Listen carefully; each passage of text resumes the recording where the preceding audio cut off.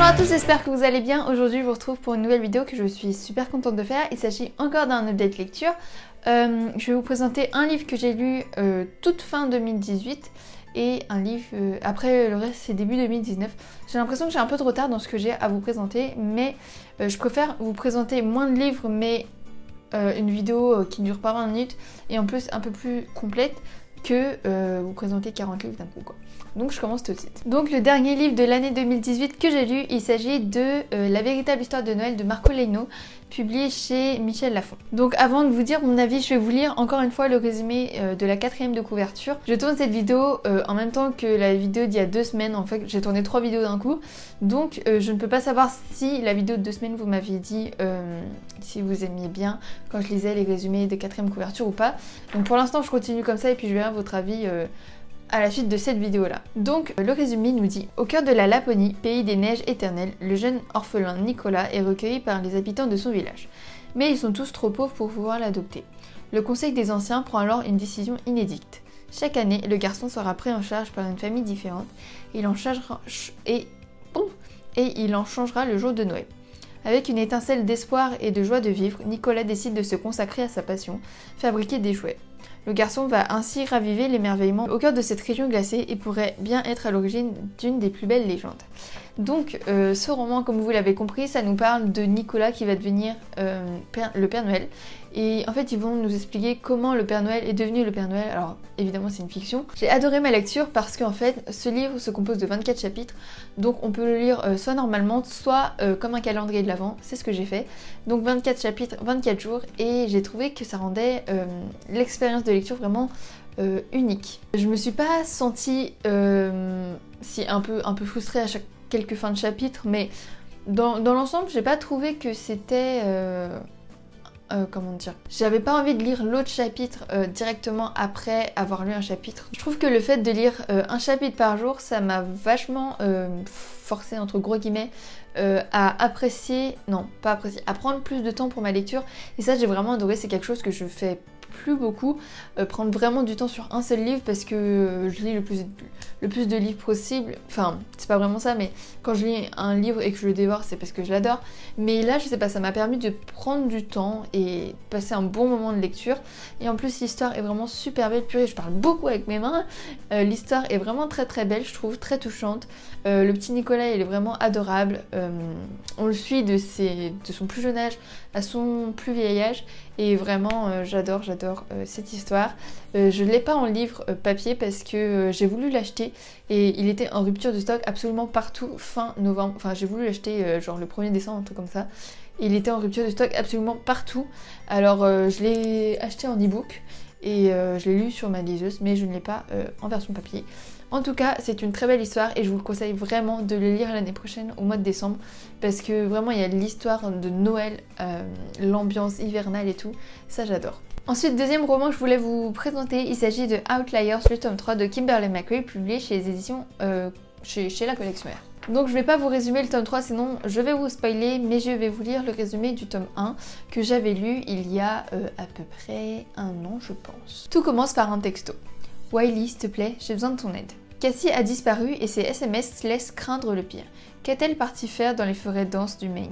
A-t-elle été kidnappée? Est-elle en danger de mort? Aidée de Jasper, petit ami de Cassie, Wiley surmonte son agoraphobie pour aller à sa recherche. Mais son mauvais pressentiment se fait de plus en plus insistant. Et si de bien plus noirs secrets se cachaient derrière la disparition de Cassie? Des secrets à même de bouleverser l'équilibre du monde.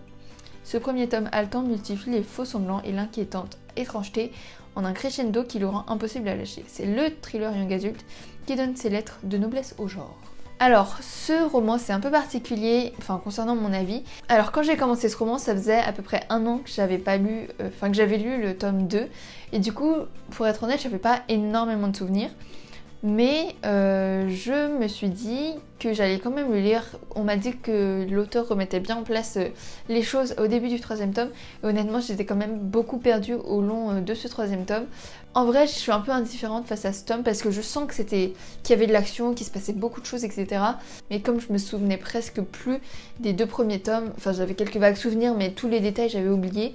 Et ben ça l'a pas fait. Ça l'a pas fait, mais c'est à cause de moi du coup, parce que j'aurais dû relire les 2 premiers tomes avant de me lancer dans celui-là. Je sentais qu'à quelques moments, genre à une fin de chapitre, il nous disait un truc de ouf, une révélation de ouf, à laquelle, enfin notre sentiment devant la phrase, ça aurait dû être genre oh mon dieu, il se passe ça, machin. Et moi dans ma tête c'était genre ah. Genre je sentais qu'il se passait un truc, mais je comprenais pas, vu que je savais plus qui était qui et tout. Mais voilà, j'aurais dû relire les 2 premiers tomes avant de lire celui-là. Mais en tout cas, ça n'empêche pas que j'ai senti qu'il y avait énormément d'action, que ça s'arrêtait jamais, et ça c'est vraiment un truc très bien. Ça se lit hyper vite, c'est hyper prenant, l'écriture est très fluide, et ça j'ai beaucoup aimé. Donc voilà, dans l'ensemble, c'était une lecture bof, mais c'est un peu de ma faute aussi. Je doute pas que la trilogie est géniale. D'ailleurs, le premier tome, c'est un des livres qui m'a fait le plus peur dans ma vie de lectrice. Et même le 2e tome, j'avais adoré aussi. Donc voilà, je ne doute pas que ce 3e tome est génial.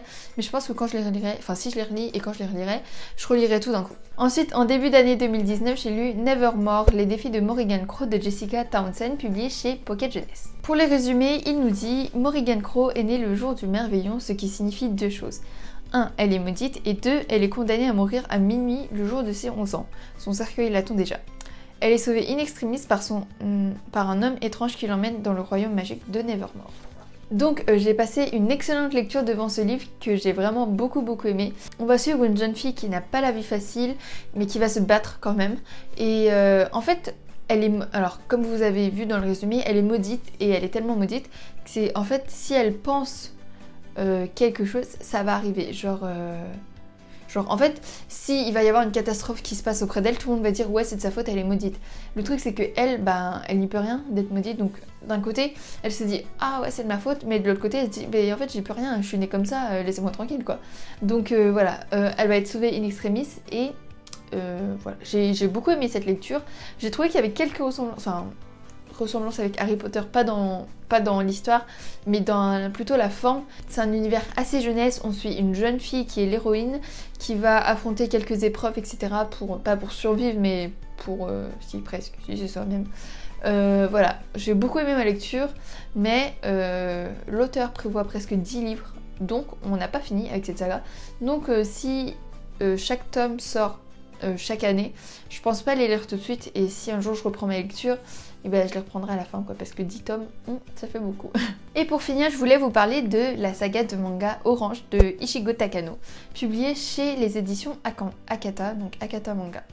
Donc si vous avez suivi, c'est eux qui m'ont envoyé ce roman, enfin ce roman, n'importe quoi, j'ai trop l'habitude, cette série de manga que j'avais demandé en fait, et c'est parce que j'avais entendu beaucoup de bien, et je voulais le résumer tout de suite. Un matin, alors qu'elle se rend au lycée, Nao reçoit une drôle de lettre. Une lettre du futur. La jeune femme, qu'elle est devenue 10 ans plus tard, rongée par de nombreux remords, souhaite aider celle qu'elle était autrefois à ne pas faire les mêmes erreurs qu'elle.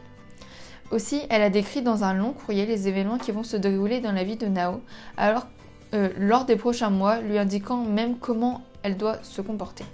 Mais Nao a bien du mal à y croire à cette histoire. Et de toute façon, elle manque bien trop d'assurance en elle pour suivre certaines directives indiquées dans ce curieux courrier. C'est dur à dire, curieux courrier. Pour le moment, la seule dont elle est sûre, c'est que Kakeru, le nouvel élève de la classe, ne la laisse pas indifférente. Voilà, c'est une saga de manga que j'avais beaucoup envie de lire parce que j'entendais vraiment beaucoup de bien, et même le résumé est très intriguant. Quelqu'un qui reçoit une lettre de soi-même du futur, c'est quand même assez innovant. En tout cas, j'ai jamais lu ça. Et ben écoutez, j'ai beaucoup aimé ma lecture. J'ai lu donc les 5 tomes, il y en a un 6e, mais c'est sur un autre personnage, donc en gros la saga se termine sur 5 tomes. J'ai pas encore lu le 6e, mais j'ai lu les 5 tomes. Décidément, je me révèle beaucoup. Et j'ai beaucoup aimé la lecture, c'était très touchant.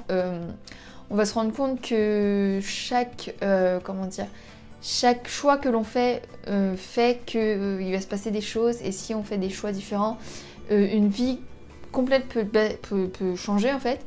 Alors le personnage principal de Nao, elle est touchante, mais parfois j'avais envie de la prendre par les épaules, de la secouer, genre vas-y réveille-toi, bouge-toi un peu. Mais je me dis que d'un autre côté, avant j'étais pareil, j'étais ultra timide, ultra réservée, ultra pas confiante en moi, j'avais pas confiance en moi, tout comme elle en fait. Et du coup je peux pas me permettre de me dire ça et de lui dire ça, que de dire réveille-toi quoi, parce que j'étais exactement pareil et du coup je comprends un peu. Donc d'un côté je me suis un peu reconnue dans ce qu'elle était. Et donc ça a été une très bonne lecture et une très belle découverte pour ce manga. Maintenant le prochain manga que je vais lire, je pense, en ce moment je suis en train de lire The Promised Neverland, donc j'ai fini le tome 6 et j'attends que le tome 7 y sorte. Mais sinon je pense que les prochains mangas que je vais lire c'est Perfect World, que j'avais aussi demandé et qui me tente beaucoup parce que pareil, beaucoup de très beaux avis positifs. Donc voilà. Et voilà, c'est tout pour cette vidéo, j'espère que ça a été, je crois que ça a été assez rapide. Mais bon, j'ai pas envie que les vidéos durent vraiment trop longtemps, je sens que mes vidéos sont très longues en général, enfin très longues, qui tournent autour de 13-14 minutes, voire 15 minutes. Donc je sais que parfois ça fait beaucoup pour vous, même pour moi quand je vois une vidéo comme ça, c'est un peu long que ça m'énerve. Donc voilà, c'est tout pour moi, j'ai enfin fini de terminer. Oula, j'ai enfin fini de tourner mes vidéos. Ça peut paraître bête comme ça, là vous avez 3 semaines de vidéos, c'est juste une vidéo par semaine. Mais là en 2 heures j'ai tourné 3 vidéos et ma voix j'en peux plus.